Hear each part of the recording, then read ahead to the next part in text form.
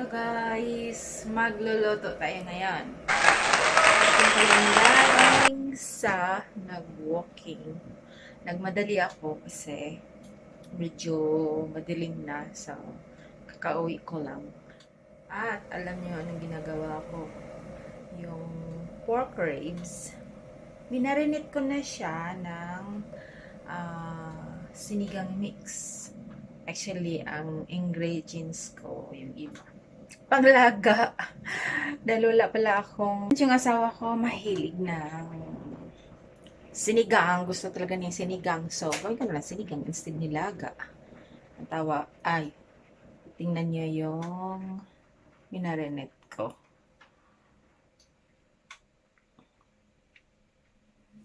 Ito yung minarinate ko na ribs. So, yan ang gawin nating sinigang. Mag-start na tayo ng gisa. Konti lang oil. Pero olive oil yan ginagamit ko para healthy naman. Paminsan-minsan. So, ito. Lahat na lang halos niluluto ko. Nilalagyan ko talaga siya ng luya kasi magandang benefits ng luya, hindi lang pang tanggal ng langsa. Yan.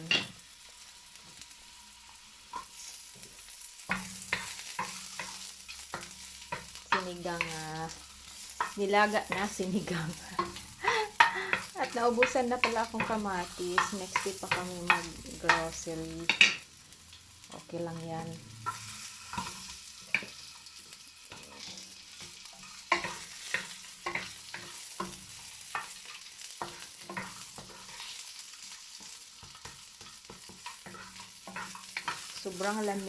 Sobrang lamig dito, so kailangan sabaw. Magsabaw tayo guys ng sinigang. Masarap higupin yan kapag malamig. Okay.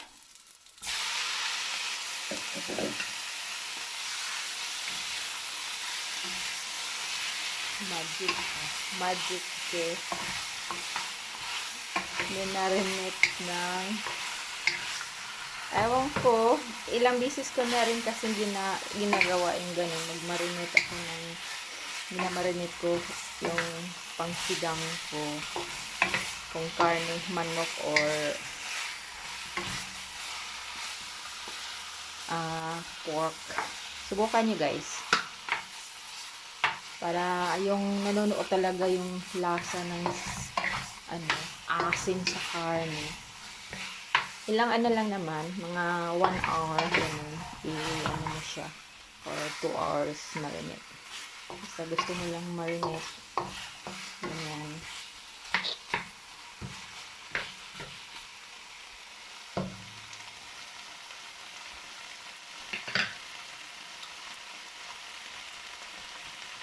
Takpan muna natin saglit. Yan, ganyan na siya. Lagyan natin siya ng tubig.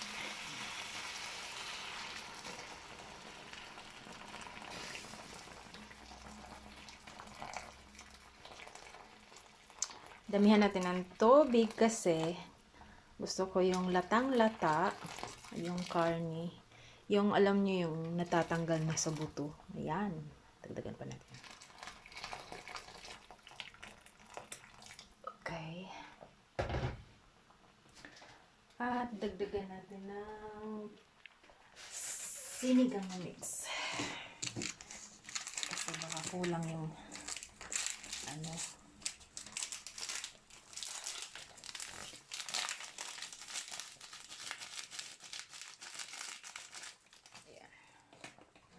baka sobrang asim naman.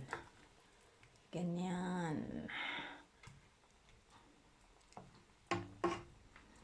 Then, takpan natin at pahinaan na ang apoy. Hindi naman apoy actually ginagamit. Try lang. Okay. Habang nag-aantay ng sinigang, magmuni-muni muna tayo.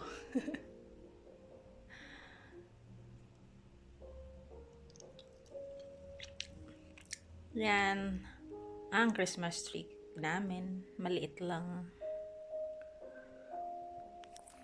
Then, ito yung bintana namin. Ganyan, dyan.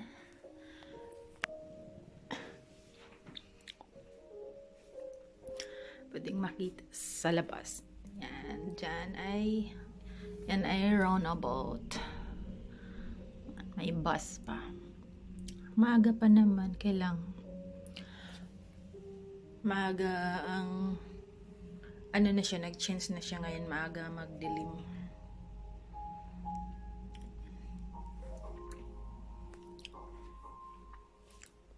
Ito yung mga cactus ko, kakaiba. Diba ganda?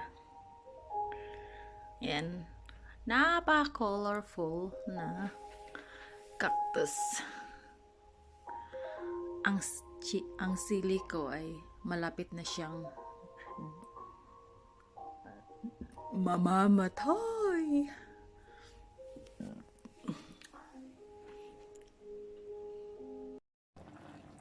Guys, ganyan na ang sinigang ribs natin. Sinigang nilaga. Tingnan niyo. Ganyan siya ka-soft. Oo.